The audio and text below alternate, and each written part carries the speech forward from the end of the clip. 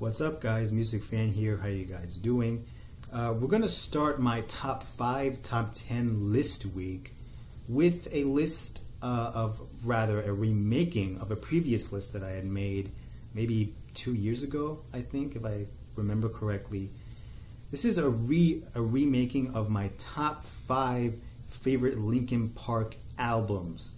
Now I will leave a link on the description box below of my original top 5 Linkin Park list. It had a little bit of a different order to it, but for this list, it's completely remade, mostly remade it in a way. First thing to note before I start is that I originally included Living Things on the original list. For this list, however, I have left Living Things off, and the whole reason for that being is that Living Things, as of now, as of today, is my least favorite Linkin Park album. If you love that album, if you think it's great, fantastic, more power to you. Enjoy it as much as you want. But for me, this album has kind of like dropped in stature for me.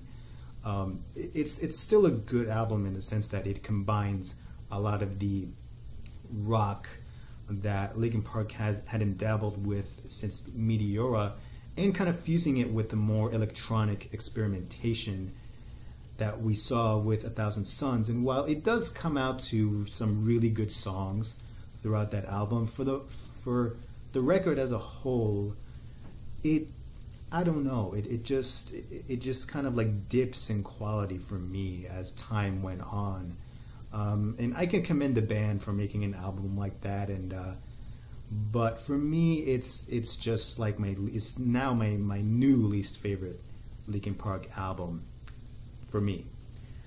So we're gonna start off with number 5, and it's gonna be a little bit controversial because this album is not really talked about that much in the Linkin Park fan base, and number 5 would have to be Minutes to Midnight. And yeah, I know it's kind of a bit of a what the heck moment when I put that album on, but let me explain.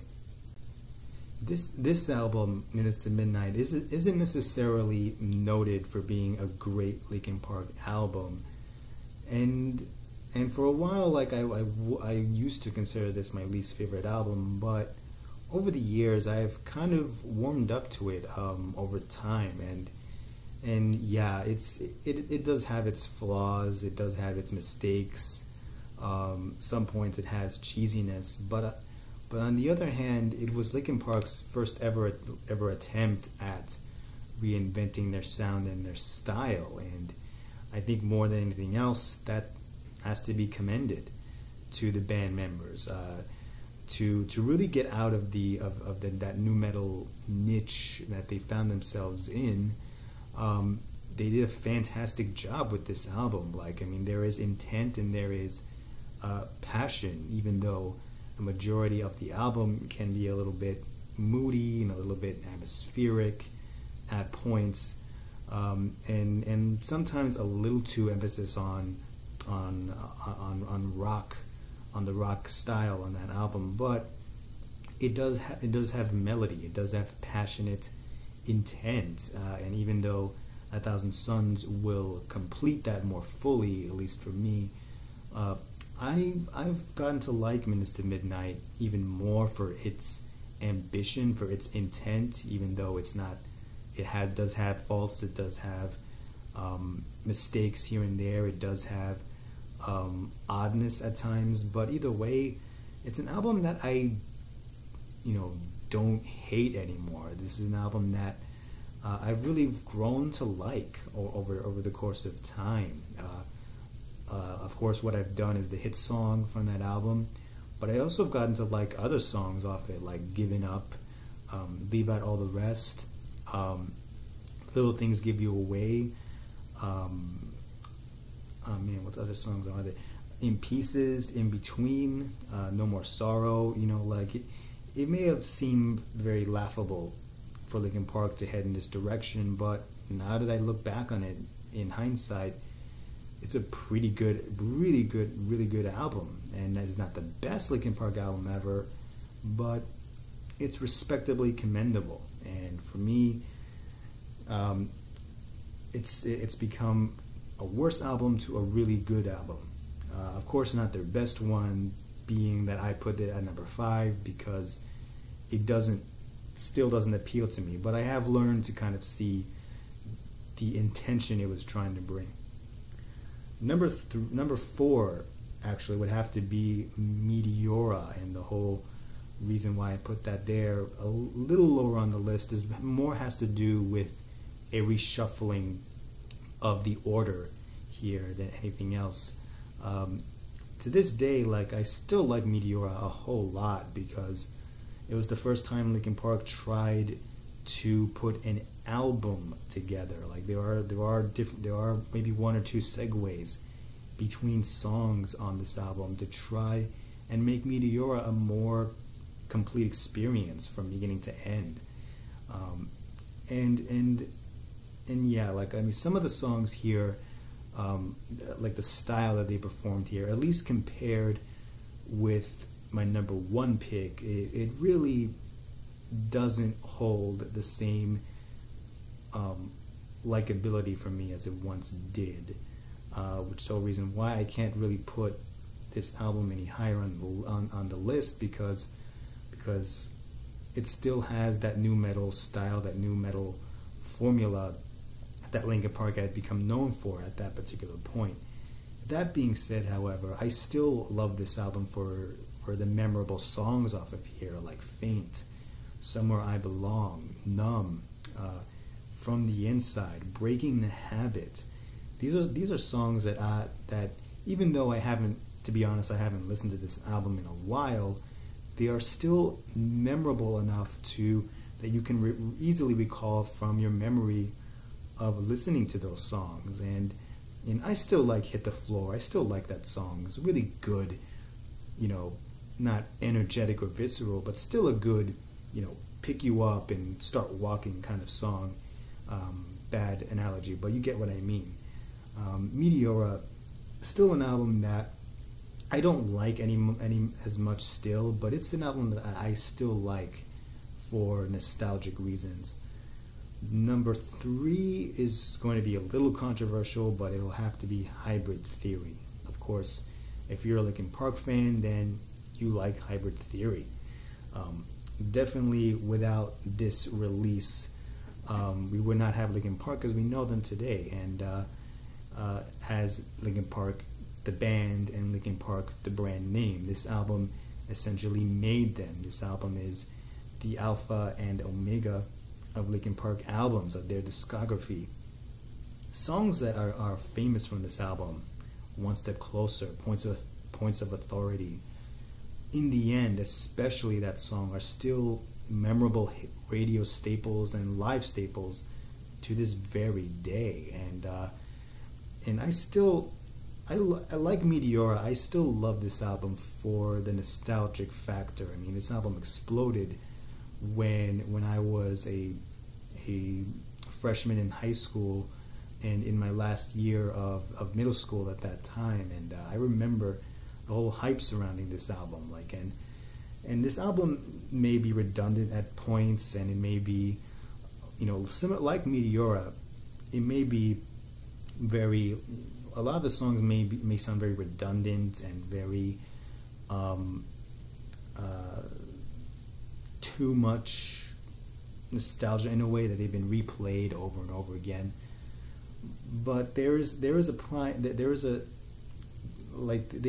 still playing particular reason, because they still matter to people.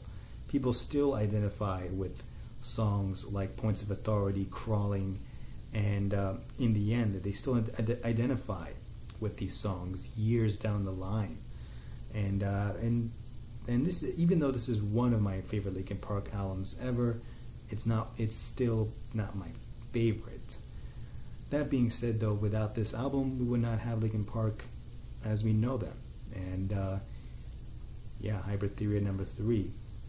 Number 2, and again, I was kind of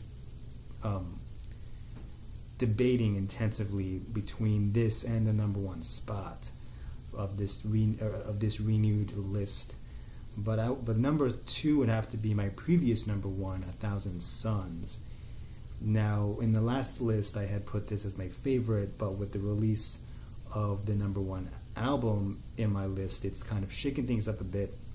But either way, despite the lower spot on this new list, 1,000 Suns is still an amazing album, and it's an album that I still love to this day. And I know I'm in a minority when it comes to the Linkin Park fan base, because like apart from Minutes to Midnight, people, especially some Linkin Park fans, more hardcore Linkin Park fans, tend to not look at this album highly. They tend to see this album as a misstep in Linkin Park's discography and their creativity, and that there's not enough energy, there's not enough visceralness, it's all computer glitches and all this different stuff. And over the years, I can kind of hear why. I mean, don't get me wrong, this album is still one of my favorite Linkin Park albums ever.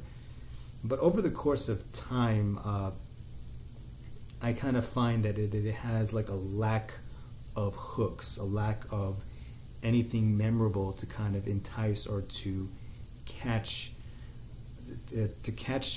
me in a really real way in that particular sense. And that attributes itself to me kind of wishing that there was just a little more emphasis on rock, that there was more of a rock energy to all these songs. I mean, some of these songs come close to that, like Wretches and Kings and The Catalyst and Blackout, for instance, but for what it is, it's still an album that I, to this day, love, and I will still defend to the very end of this particular album. It's still an album I love. It's an album that I love its ambition. I love its cinematic scope. I love its musical vision. And yeah, like it has lowered a little bit for me, but it's still an album that I love to this day. And yeah, call me what you want. Now, number one, it was hard for me to kind of debate between number one and number two, but number one, I have to say that really shakes everything up for me as far as this list is concerned. The Hunting Party, number one favorite Linkin Park album ever. And when this album came out and I first heard it for the first time, my gosh, my jaw dropped to the floor when I heard the visceralness, the anger, the aggression that we haven't heard Linkin Park in years, and almost half a decade, literally. And this album really kind of fires on all cylinders. Like, I mean, songs like Keys to the Kingdom, All or Nothing, Guilty All the Same, War, especially that song is just and other songs around it particularly.